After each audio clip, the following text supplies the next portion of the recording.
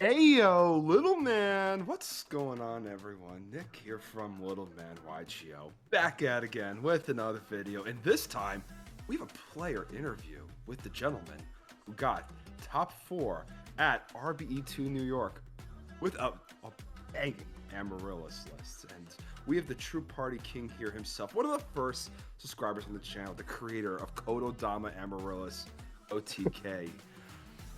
Luca, this is actual real name. Please introduce yourself. Say hi. Hello, hello, hello. It is I, Luca, the true party king. Exactly. Fan of the channel, friend of the channel. I know. I've been loving this channel since the beginning. I mean, I've only really been into Edison for like the past maybe 1-2 years, but it was always a format that was really nostalgic to me. Because like back in 2010, I basically gave up Yu-Gi-Oh for a decade. So when I found out that there was a format that basically was just like, oh, every card you loved back in the day, all over again, I was like, let's do it. And then once I saw that plants were actually like a really fun deck, obviously Nick was like one of the first people that I checked out. My man, that's how greatness starts. But yeah, we're gonna jump right into. But Luca, anything else that you want to say to the people? Any last shout outs, last thoughts, anything before we get rocking? Yeah, I mean, I guess shout outs, I would give them out to my lovely girl that got me back into Yu-Gi-Oh! As much as she probably regrets it now. My bros back at Prodigy in South Florida. We're starting up some Edison locals lately. Nice. So to come down on Saturdays at 3 p.m. There we go. Definitely have a lot of good friends from there. Also, definitely biggest shout out to little man YGO right here. My man. The man, the myth, the legend. Always supporting the community. Always up in the Discord chats. Always give people advice. Even us nobodies. And you know, so we could hopefully become somebody and really push Amaryllis to being what I believe is going. Amaryllis is going to be the best deck when enough like technology, because it's definitely the most unexplored top deck. For sure. By far.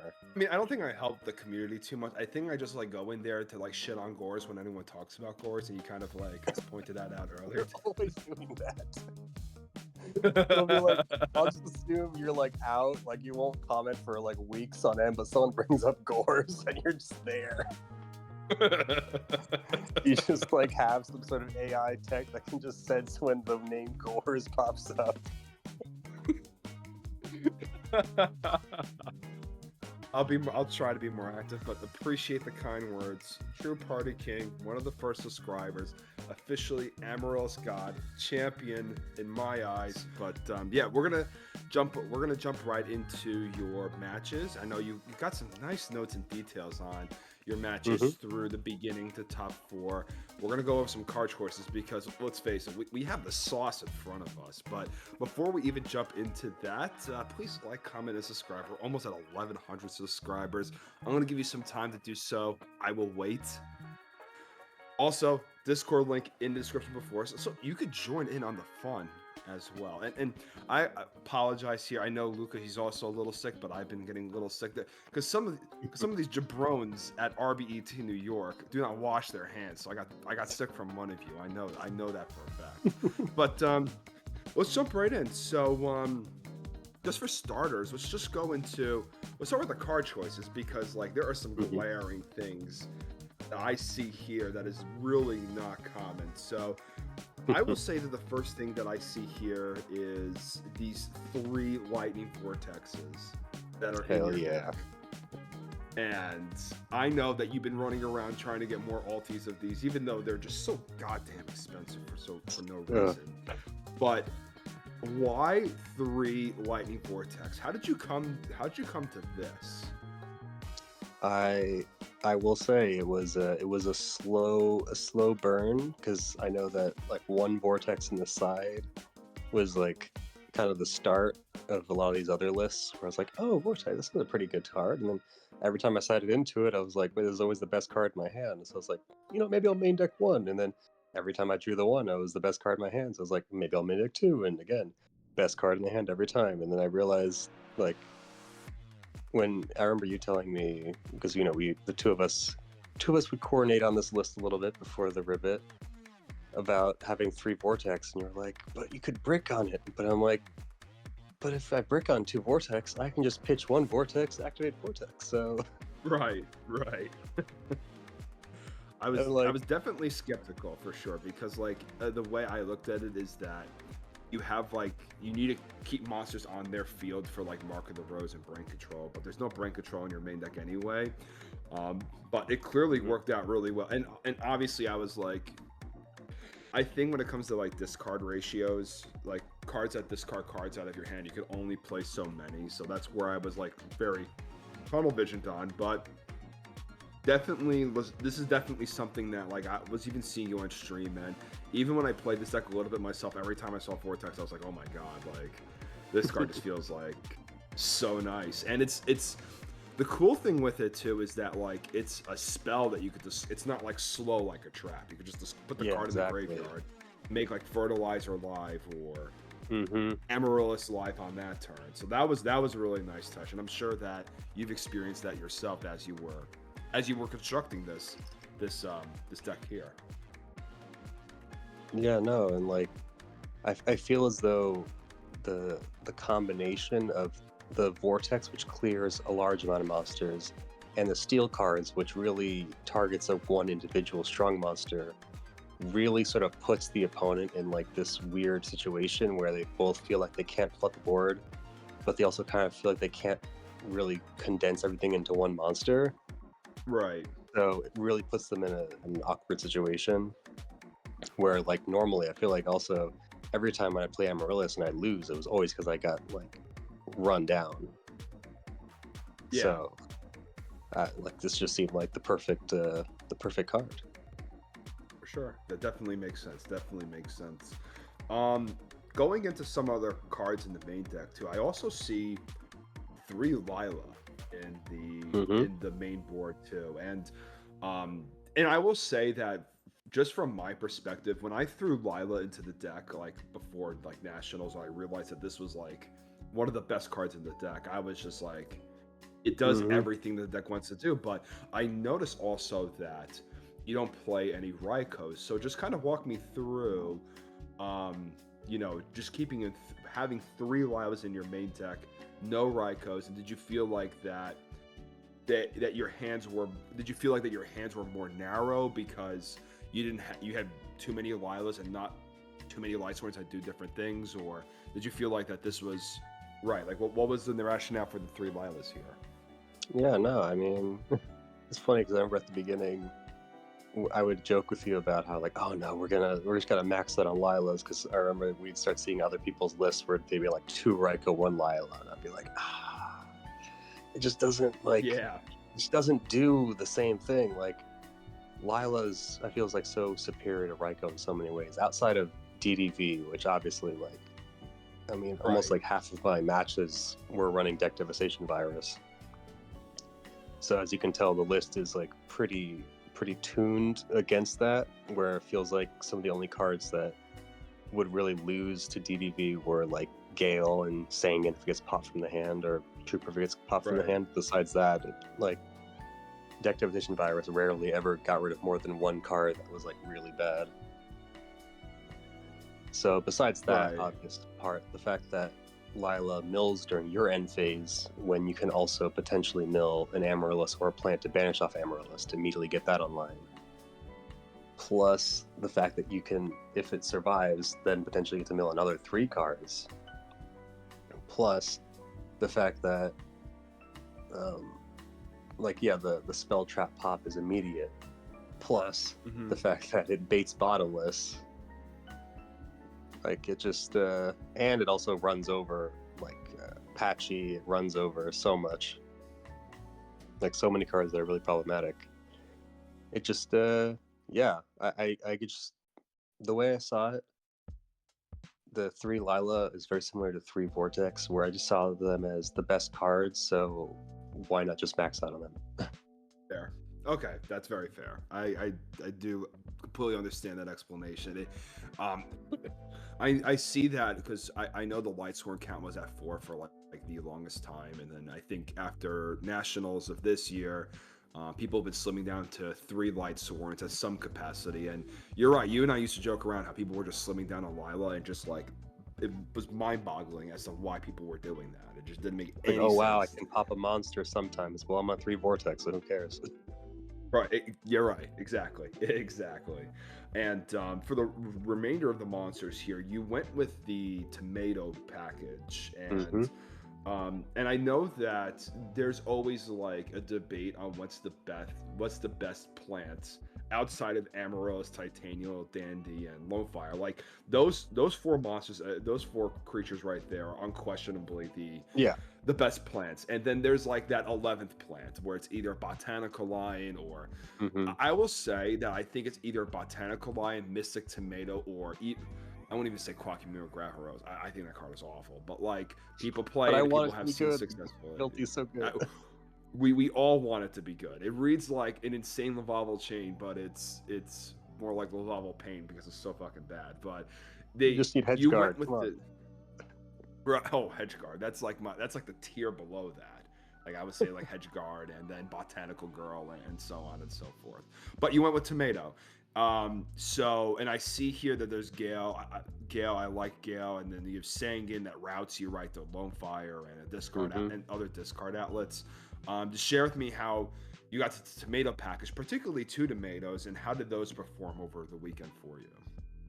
Yeah, no, I feel like it worked really well. I mean, the overall philosophy behind the 2 tomato was I kind of wanted an average of a third of the deck being good mills so that the Lila would on average at least hit 1. And yeah, I feel like overall Lila almost always hit 1 good target, like either a plant or plague. So yeah, I mean that was the original philosophy behind the 2 tomato, but I'll be honest, I kind of wanted to fit 3. Like it just feels so good. Like just way more access to Lonefire. Like I feel like I was just accessing the Lonefire and Titanial so much frequently because yeah, they would just hit into Tomato, then hit into Sangin, and then I get my Lonefire, and then there we go. Right, exactly. I definitely have felt like, for me, like there's a lot of pros and cons of Tomato. I think one of its biggest pros is that it could run over Fossil Dyna while getting under Bottomless at the same Yeah. time. Yep. And Yep. that's like a really, really big deal where like Botanical Lion kind of doesn't like have that. And the other added benefit is that it's a dark. So if you randomly mill it, like people just plop dark arms all the time, and you just like you can take a dark arm, then you can either out the own dark arm or just stop popping their whole board with the amount of darks that you have. And on top of that, if you have like Tomato hit an arm, they run over a Tomato, and then after that you get mark, and then you can mark, and then you can pull out the tuner from the deck and then mark the creature and then just synchro right there. Yeah, I've definitely, but also too, like I think what led me away from Tomato for at least a little bit more recently is that like Kaiku is just everywhere, and Bot Lion can run over Kaiku and this card cannot. But Yeah. outside of that, I have tried. I'm still debating whether to go with, because I do have a Tomato list and I do have like my master list, but really glad to see the Tomato list have some success. And I think the one other thing in the main deck here is the Giant Trunade, which is not a card I particularly have tried a lot, but and I know people talk about it a little bit, but how did you find Trunade? What is your philosophy having that in your main deck over, say, like something like MST? Well, again, because Lila basically acts as like an MST Right. every once in a while, like it really didn't seem like it was something that I needed in the main deck as much. I remember that was actually something that you hinted at when you showed me one of your lists, that MST in the side was probably better against some of the more back row decks like Blackwings. But I just felt like with Trunade, not only did it synergize really well with Call the Haunted and fertilizer, where if you have like a lone fire, you can just like call the hunted, bring back lone fire, tribute lone fire, summon Titanial, call the hunted, still stays on field, fertilizer, bring back lone fire, then Trinate, get both back to hand. It's like absolutely insane. Like I almost OTK'd my opponent and my top 8 opponent like literally turn 2 with that combo. Wow, that's awesome. Like, man. Yeah, if he didn't have threatening roar, it was over. Damn threatening roar. Yeah, I know. I was so upset. I had like what is the Stardust? I was like, oh, I'm so sad if he has this thing. Right. Oh wait, no, I didn't have Stardust. It was because of the grenade that I had. Never mind. But yeah. That's an interesting point too, because like sometimes you need to get like your plays through, and if they go like Stardust with a bunch of back row, it hurts, and Grenade's a way for you to kind of like play through that a little bit, because if it's just a Stardust that's just sitting on the field, Titanial just runs that card over easily. Yeah. So that's a really interesting point that you bring up there, that for sure. Now looking into the side deck. Side deck to me looks very standard. I understand that this card traps or having this split between them because Wing Blast is not good in everything. I think we definitely talked about that a little bit. But the two things here, starting off with the Puppet Plants, because I've seen Puppet Plant a little bit. So what's good with Puppet Plant? Tell me a little bit about it. I know it's a plant, obviously. So if you know, obviously, great, gotta up that plant count. But what did this come in against? And what did you side out for this card in those matchups?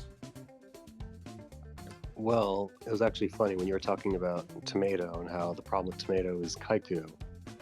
I mean, that was honestly the main reason why I put Puppet Plant in, because like literally any graveyard deck always sides in Kaiku. And that was always like the best anti-Kaiku card. It's just like, okay, well, I'm just gonna banish your graveyard. Okay. Not to mention, obviously, like any hero deck also gets crushed by it. Plus, just like Bayou in general, they often play like Greffer and stuff. So there's always a lot of good targets. That's interesting. So you even put it in against like Bayou too, and you were just like, Bayou was... Wow. Because the way I see it, like, because of the fact that it's a card, because like in Modern I was playing like Tearlament and these other mill decks like Paleo, and if I learned anything from those more modern decks is even if like the card effect in hand isn't the best, if it also has benefit when sent to grave, overall it's probably like a better card. Right. That's exactly the best way to look at it. It's almost like you think about cards like Breakthrough Skill in half format, where it's the same deal. Like you hit it and it just sits there. It can blank Dweller, it can do whatever. But like, yeah, you do have that added value of if it hits the graveyard, if it's food for Amaryllis. I never really thought about it as like a way to just kind of counter Kaiku. And even like thinking about some other applications that they just have Episode Zero on their field, they could just like start, nabbing Episode Zeros and just like running them in with it. So that's pretty cool. That's pretty cool. Yeah, I OTK'd a lot with Puppet Plant. That's awesome. That's absolutely awesome. And then the last thing here was Ancient Forests. So this was in No Sucks Hero Amaryllis list. Shout out to him. He has a whole YouTube channel now. Another Amaryllis channel. We're growing. Yeah. It's my goodness. Love to hear it. Two of us are chatting now. We're scheming some stuff up. Yeah, he's definitely a very interesting cool dude. Thinker. Cool guy, very nice guy, interesting thinker. Really pushes the mold on what the deck should ultimately look like. But one of the things that came out of his NAWCQ list was this card, and it was talked about a lot. I tried it for a little bit. I personally am not the most sold on it. I know that Team Out Sam, he's recording right now. He's played Final Attack Order in the past, which is something very similar to this card. But walk me through how this card performed. Did it come in at all? And if it did, like what matchups did you bring this up against? So I feel really bad because I had a friend that like it took a lot for him to get these to me before I left, but he did it, and in the end, it like never ever was seen in the hand. I always kept milling it. The only time it ever came up was in was it round 16 feature match, and it was too late. Oh, Because yeah, obviously, like, that's what. if I'm already it was like already at like 2900 life, so and I think he just had dad and he just popped it, so I was like, oh great, well, Right. Yeah, I like, found that a what are lot you gonna too. do? It's like if you see it early and you have the bodies that they have to trade with, it's ridiculous. But like um if you see it like too late in the game and you're kind of like in like on the back foot, this is something that just does not help you because you're still gonna die anyway. They're still gonna attack through you. But yeah, I mean, like, it's definitely worth exploring more in the future, for sure. And then looking at the extra deck, nothing out of the ordinary here. I did see Arcanite Magician though, and it makes sense. You have 3 Lilas, you have the Gale, and that card is awesome. So did that card come up a lot over the weekend, or not really so much? Yeah, I'll admit, classic Edison fashion. I think I only ever made a Stardust and a Goya. Okay. That's the most Edison thing I've ever heard in my entire life. All right, here he is. It's like I had so much thought process behind the synchros and like the whole Gale use, but in the end, Gale was just like, all right, well, I guess it's basically a 2600 attack monster. Right, exactly. And I think that the extra deck for Amaryllis is like, it's kind of tight, and it's not all at the same time. I think um, one of the things that I've definitely had in my extra deck before was Doomkaiser Dragon for when zombies were more popular, because you could just like take zombie masters and just like do the crazy thing with them. Um, and then you could also, if you're siding Bestiary, you have Geysers in the extra deck, and then if you had if you wanted to counteract the machine matchup as well as like deal with malicious edge in the hero frog matchup, you could put Gotems. So then when you seal those level 7 earth monsters with plague, you can make Gotems out of the extra deck. So there's definitely a few. I see the Dark End in here. I know that card does not come up a whole lot, but when he does come up, he's insane. But outside of that, it's very standard extra deck. So Luca, I know that you wrote a novel on your matchups, and I love the detail. I read a little bit of it earlier, but you could go like match by match, round by round. Feel free to keep in the details, omit the details, completely up to you. But yeah, share with us what your matchups were, what happened, all that fun stuff. Yeah, and I guess also in terms of siding patterns, you want to go over that beforehand. Yeah, that'll be helpful, because I know that some of the viewers definitely want to, they want to have an idea of how you sided, what you took out, what you put in, because one of the biggest things that I even see, or people asking me per se, is how to side deck with the deck. So how you side decked with your list is different how I side deck with maybe my list. So if you could throw that in, that would also be greatly appreciated. Yeah, because I feel like match by match, it was always very different. Like, if, like in my opinion, if Vortex specifically, like, just completely scarred the opponent, like I just completely obliterated the board and killed them, then I was siding out 2 copies. Interesting. But if like it never came up because I killed them too fast, then I would keep all 3 in. That's crazy. So like only if they see multiple vortexes is when you like board them out. Well, because if they see one vortex and they think like, oh, okay, that's like a little weird, but sure. But definitely, that's the thing. It wasn't even if they saw more than one. Again, it was like, it was something where I really was trying, similar to the whole like vortex clearing everything versus the steel cards targeting one thing. I was really trying to get into the heads of my opponents and think, like, okay, I lost to this. How do I not lose to that again? And then basically play around that. Yeah, because that's what a lot of people do. Like when you're not super experienced, I mean, like not a lot of people are very particularly experienced in this matchup. Let's face it, there's not a lot of people who play this deck. Mm-hmm. who play this deck well, in my opinion. So they saw, and so when you don't have a familiarity with the matchup, you tend to side towards the thing that destroyed you the most in that prior game, and that's what. And when I would side deck in the past, like when I was not, I mean, like I still think I have a lot to learn, but like when I was like not exceptionally good at Yu-Gi-Oh, that's what I used to do. So that's a great thing that you mentioned there, that you side based on the opponent, and that's like really important, because people really want like a one-to-one. Oh, I have this matchup, I side this. I have this matchup, I side that. I have this matchup, I side this. But that's definitely the best way to approach it, and it's a very fluid thing. It's almost like side decking is more like a feeling, if that makes sense. Maybe you agree, maybe you disagree, but yeah. No.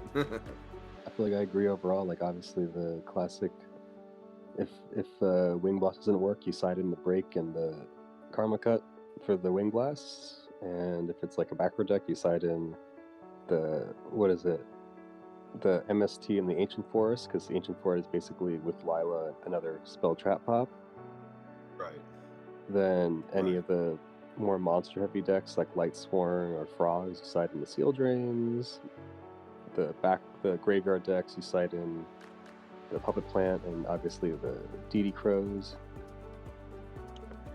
And yeah, in terms of what I would side out, obviously sometimes I'd side out one of the tomatoes, I'd side out every once in a while I have to side out a Hidden Armory, I'd side out obviously Vortexes depending. And sometimes they'd even have to side out the Gale, because I'm like, well, I just need to get this other card in. And obviously Trap Dust Street if I'm going second. Right, exactly. Yeah, and that's important. Like you gotta keep the engine pieces in and try to side out some of those utility. So yeah, let's hear those. Let's hear your run. Let's start with round one. How was walk through round one for us? Well, funny, round one. Do you remember who I faced round one? No, I didn't come at round one. I was I was there probably 2 hours later. It was apparently the guy that you beat before getting third at Nats. Oh my god. I beat him round one. All right, but the shout out to Fraser. He's a great guy, great YouTube channel. Amazing player. Fraser? I honestly, I don't remember their names.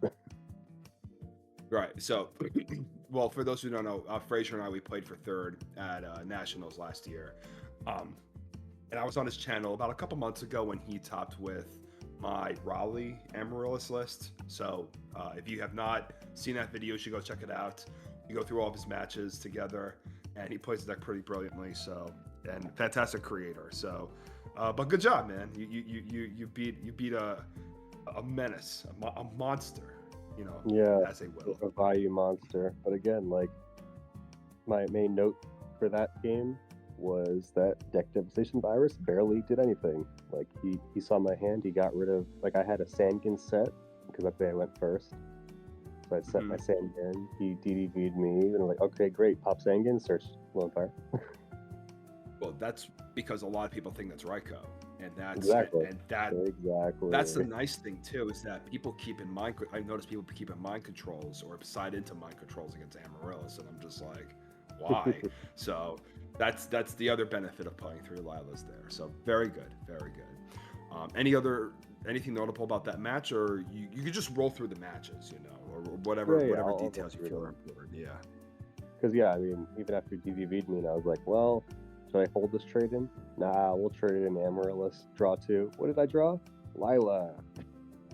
Like, see? There we go. And so good. Yeah, so won that one, 2-1. Round 2, Light Sworn. Thank goodness Mistworm isn't a light.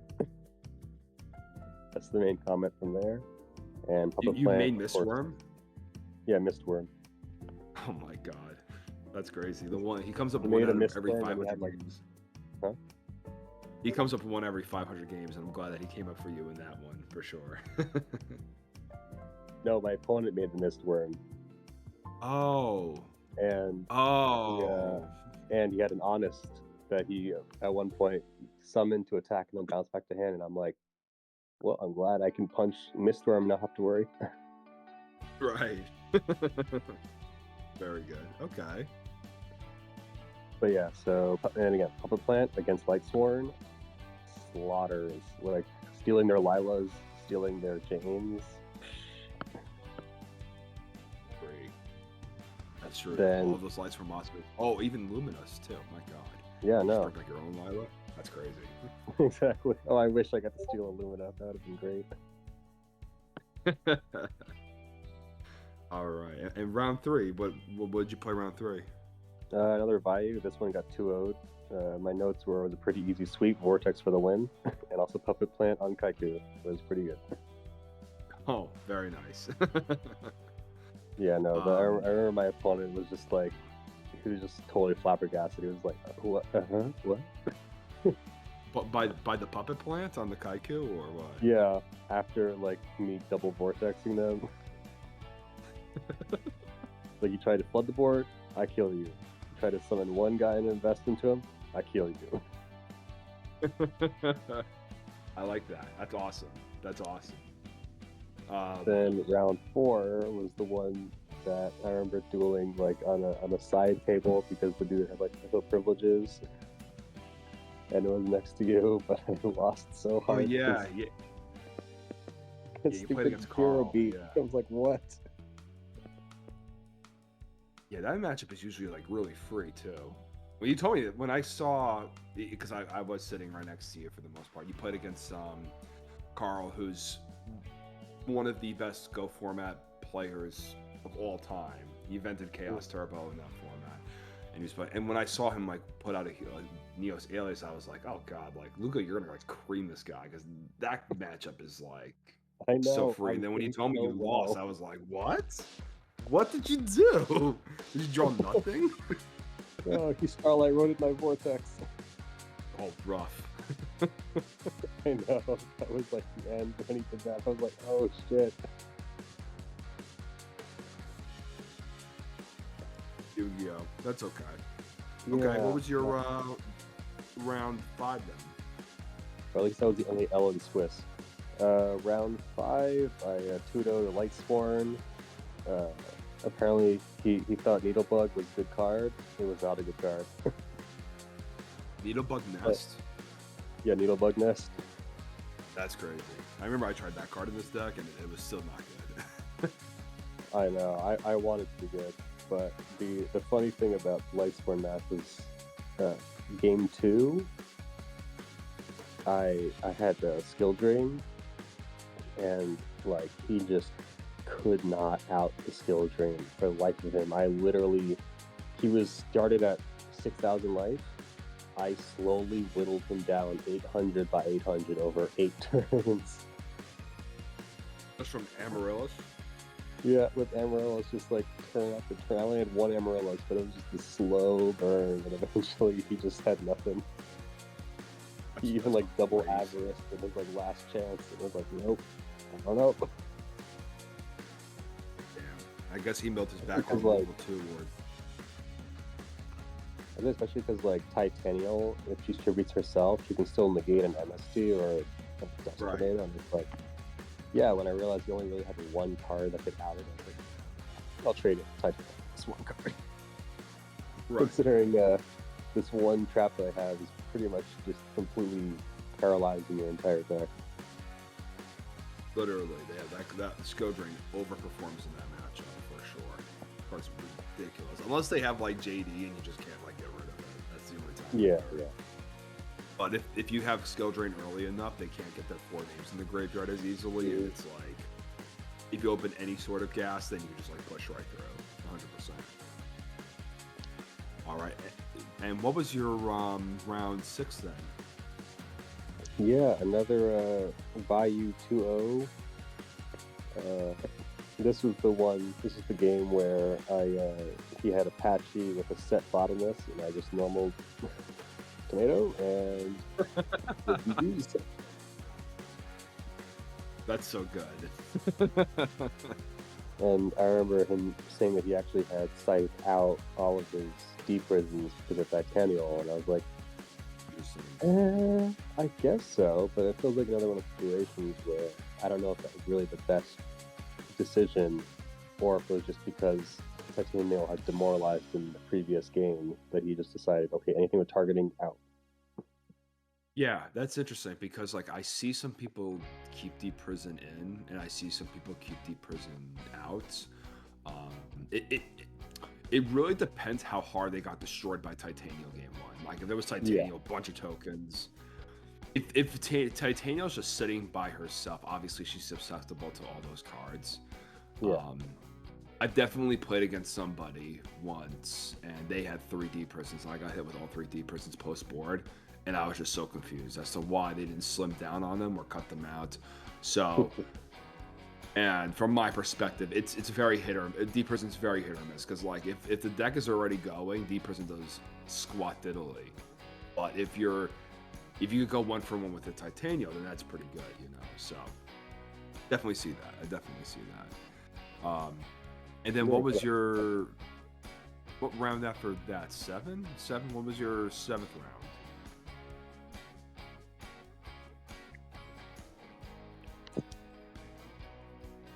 My seventh round was it was the famous terraforming turbo frog duelist guy.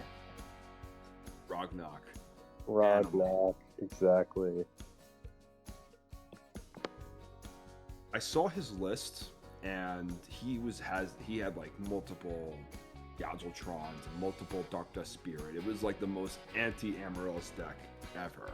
But you actually played against it, so tell me what that match was like from your perspective, from what you have in your notes, or like what you could remember. Well, the funny thing was, I honestly didn't even know he was on frogs until after the match was over. He told me because I killed him too fast. Oh, what? Did you like brick on monsters, or what? Yeah, he just had the terraforming and Gigatron Dragon stuff, which like obviously with like steel cards, and it was not that problematic. Interesting. He also had autonomous Also, the action. lads, like he had 3 lads in the main. Lila, done. That's why Lila is so good. Let's add that to the checklist for why Lila is so good. Right. For those of you that do not know, in this format, the Light Swarm monsters keep trying to mill at the end phase until they cannot anymore. Yeah. So if Light and Darkness Dragon's on the field, you literally remove all the negates from Light and Darkness Dragon by just summoning Lila and going to the end phase. That's why, like, even if you bring in like Aaron to Frog's post board, that card is also pretty absurd too. Like for it to do the same exact thing. And then round 8, your final round, who did you play against there? I faced off against another big name guy, but I can't remember the name of. My bad. But he was on Machina Hamster. Okay. And yeah, basically, it was. I'll admit, it was pretty lucky on my end where I had a Titanial established, and I think at one point he also had his Machina established, and I could tell next turn he was definitely going to run into Titanial and then try to pop her. But at the end phase, I milled a Dandy with Lila and got my 2 tokens, so he was like totally done. Yeah, once you get the Titania with multiple tokens, that deck has to like neg so hard to out your Titania, and when they do, you just bring it back, or you get another one immediately. That's a good feeling against that deck for sure. So it looks like for Swiss, you avoided Blackwings in Swiss, which is crazy. You also avoided Gladbeast in Swiss. I mean, we'll get to it in a little bit. But you avoid. I mean, Lightsworn is not really a great matchup, but it seemed like your your bracket was decently favorable outside of like the light score matches, so I don't think is the most favorable matchup. So, but that's good, man. Good stuff in Swiss. Now let's turn over to top 16 and the top 8 and top 4.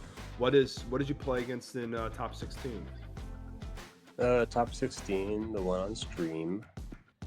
I'm very glad I got to convince Keegan to get me on.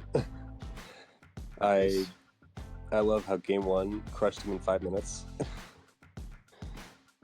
But what is it? The other note was the fact that I made sure to, because I remember Keegan was like so baffled when I just like had a Titanial and an Amaryllis and I just punched him directly. And he was like, "What? You're not playing through the mirror force. Like, not playing around it."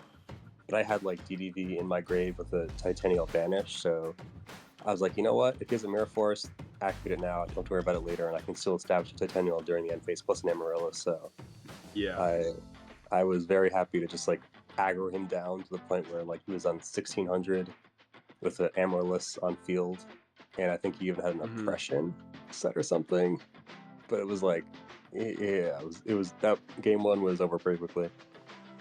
Game 2. I mean, it's funny because like just one. I'm sorry, but like just to jump into that, when there are 2 back rows there and you have not seen enough information into the deck and you just have a strong start early on, and you have a way to like recur Titanium if something were to happen, you're always swinging with Titanium and Amaryllis. You don't care about mirror, because if you connect those 2 attacks, the game is over.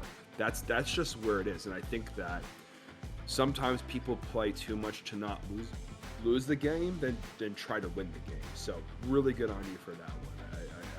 I see people like just throw games for just not trying to win the game, if that makes sense. But so I had to throw in that comment. But sorry, go ahead. What was your game 2? Because that's also like, I feel like a big thing with Amaryllis overall is the fact that it has like a sort of like a gear shift mechanic where even though it is like this kind of slow control-ish deck where you like can slowly burn the opponent over time, at the same time, if you like can set them to 16 or less right away,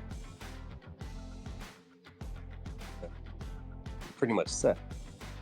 Right. That's a very good analogy that you made there of it being a gear shift deck.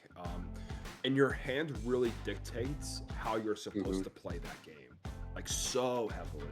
And I don't think if you put enough practice into this deck, you will know you'll know what that gear shift is per se. Like whether you have those hands where you could just go full out all aggro, or those hands where it's like you just have enough gas to try to go for game and you have to go for it, and if you don't go for it, then you're gonna lose anyway. Or those games where the game state is they have a lot of cards and you have a lot of cards and you have to trade favorably to ultimately get to that point where you're winning the game, and you're whittling them down, or doing a slow burn over time, as you said earlier. Very, very right on the nose. But like for those of you who've played Amaryllis pretty religiously, I like that analogy of it being a gear shift. That's exactly what this is, 100%. But yeah, what was game 2 like for you? Yeah, so game 2, I definitely misplayed heavily because I had a banished. I had an Amaryllis in hand. I had a Dandelion banished, and I had a Vortex and a DDV. But I also had I think I had a Titanial engrave, and I really should not have DDV'd. I mean, I should not have DDR'd the Dandelion. I don't know why I did that, because I also had a Vortex in hand, which I then used to discard the Amaryllis. Right. When I should have just Vortexed, discard Amaryllis, banish the Titanial, bring back Amaryllis, let them do their stuff, then DDR back the Titanial. Because like looking at the game afterwards, like he just had his little 2300 attack monsters to poke at me for a while, and like I was looking at that, I was like, oh my god, yeah, that was such a bad play. Like, why am I bringing back Dandelion? Right. Right. I guess like, and you could have just sat for one more turn, just put Amaryllis in the graveyard, and then set yourself up for Titanium next turn. Yeah, I mean, I'll totally admit, even in my round 2 Light Swarm game, I had used Mark to steal JD, and then I used JD effect because I thought it would wipe JD. Oh no! I had 3,100 life also. So I set myself into lethal range. I was like, wow, could I have made any worse of a play? Listen, you're allowed. You're graced with 1 or 2 bad plays per tournament. Everyone has those for sure. I definitely had a few, 100%. Especially the later rounds when like your brain is like getting foggy because you played so much dual monsters all day long. But it seems like you at least clinched it game 3, right? When you were playing against him, and what was that game like? Game 3, overall, I feel like it was a pretty standard, pretty strong game, good back and forth, and it really clinched it when he like wiped my board, summoned Patchy, really like would have locked out pretty much anything, but because I only had like 2 cards in hand, nothing would have helped. But then I just top deck my Lila, and I was like, oh, GG's. Because then off that one Lila, I remember I milled a Dandy, and then I could banish the Dandy to summon Amaryllis, and then on the follow-up turn, I'd top deck Lone Fire. And it was just like, oh, here we go. Lone Fire, tribute Dandy, summon Lone Fire, tribute token, Dandy token, summon Titanial. So good. So good. And funny enough, that was actually a misplay that I had made multiple times with the tournament where I kept on having Danny tokens and Lone Fire and not tributing Danny tokens. So I was very glad that at the very end I was able to remember that line. Never punished. Never punished. Never punished. Never punished. Top 8. What would you play against on top 8? Yeah, so top 8. And actually one of the funny thing about game 9 was I remember Keegan when the opponent was up against my like full board of Titanials and Lone Fires, he was like, well, if the opponent has Vortex, maybe they'll get out of it. It's like, see, Vortex is so good. Even at Vayu, I played Vortex. Rev up Vortex and Vayu, you heard it now. We're shoving Vortex on everything. Buy your ulties now. They're already too far gone. They're too far gone.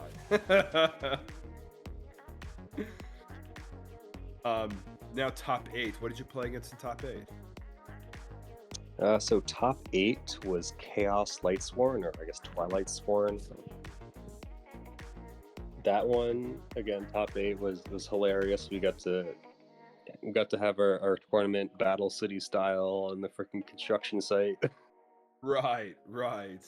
For the new store that the TO is opening up. Okay, so you went to Battle City, you played your top 8, and how did that match? Because I know Twilight Sworn is like a hard matchup because you already have the main deck DD Crows, but what was that like for you?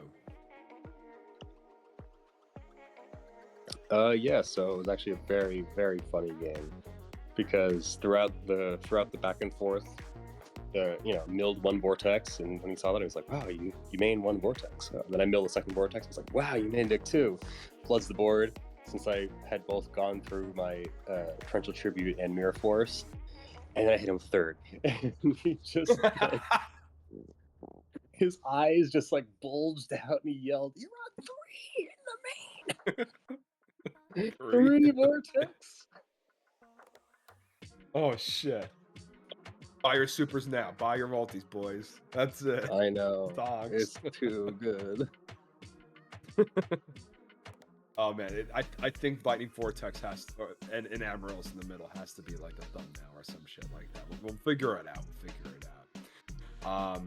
No, I know. That's what I'm telling you. Even the German copy that I sent you. It's like Blitz Kragen or something like that, right? It's so good. And then your top 4. I know that you played against the guy who won with that that bum ass looking gladiator beast. Or notable.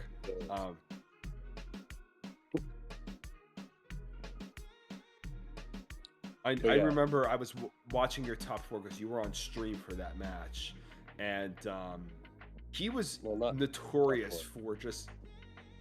I'm sorry. Well, the top 4 wasn't on stream. I think it was pre-recorded.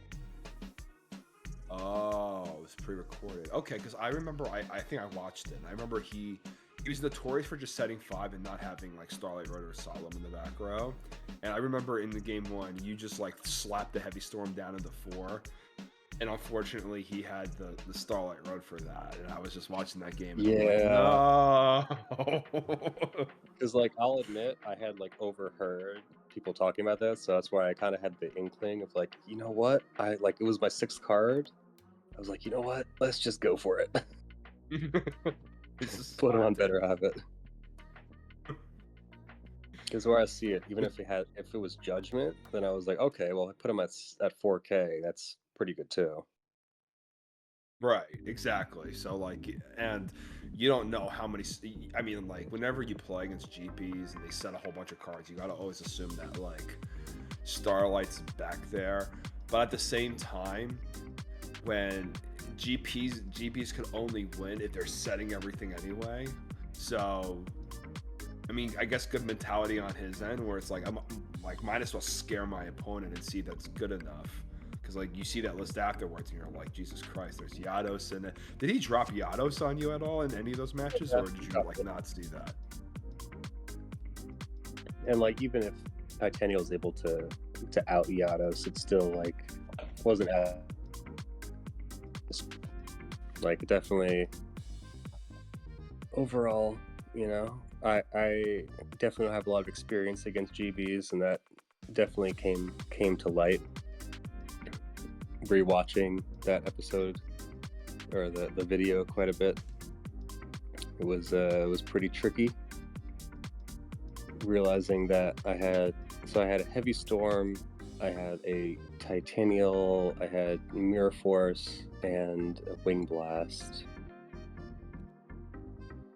and I forget what else that I had. But the fact that I Heavy Stormed, he had Stardust, and I was so silly to not Wing Blast in the standby phase to bluff that I potentially had a Torrential Tribute. But the way I mean, I don't know if it was a good play or not, but I thought that if I over bluffed into having Mirror Force,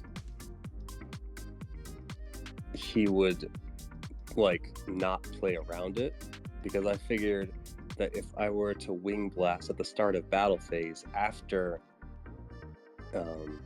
summoning guy, like potential window of summoning people, that it would be too obvious, as was Mirror Force. But he still played around Mirror Force, and I was like, darn. Because I don't know, I guess I forgot about the fusion monsters, because I just assumed like, oh well, like if they don't attack, they can't summon their guys and they can't do their stuff. So regardless, if I bluff Mirror Force, it should be fine, right? Right.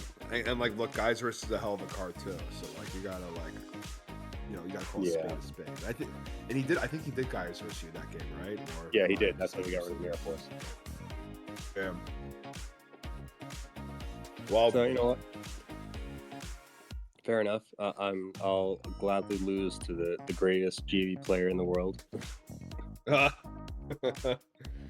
mean, he was on another level that day. He had the Starlight Road when he needed it, I guess. But anyway, congrats to him. And honestly, I think. Funny thing is, like, literally round 1, I was sitting like right next to him, and I remember like I peeked over at his list, and I was like, thinking to myself, oof, I really hope I don't face off against him. Right, because it's not like you have like the bestiary in the side of the guys just in the extra deck, which I know that. Yeah. I'm currently doing it right now because I saw that and I'm like, absolutely. And there's gladiator beasts everywhere when I was walking around at the tables over there. So it's good that you dodge it. So overall, I mean, like, it sounded like you had some pretty decent bracket luck there. Lightning Vortex was amazing, and you got fourth place. So, congrats to I'll say I you. got third place. Seriously, I got third place. you got third place. Yeah, I'll say you get third place too. You bronze. I we'll call wanted it to that. fight it out for third, and my opponent declined, so I won. Yep, that's correct. You won. We're gonna put it that you got third place. Yeah, In the thumbnail, we're gonna put third place. So congrats exactly. to you. So I'm in We're line third with place. We're third place buddies. So that's third awesome. place bros. So yeah, man, congrats. Thank you so much for coming on the channel and walking through your matches and your card choices. But I know we've gone a little long, but it was a good discussion, man. It was great meeting you in person, the true party king himself, with a Phoenix shirt. By the way, boys, he had a Phoenix shirt on. He was base as hell. I know. Insane, insane.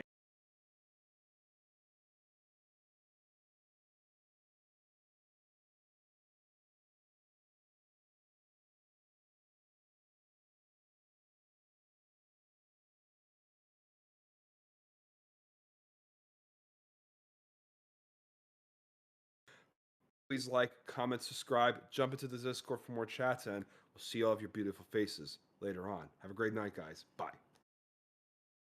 Bye. Yay.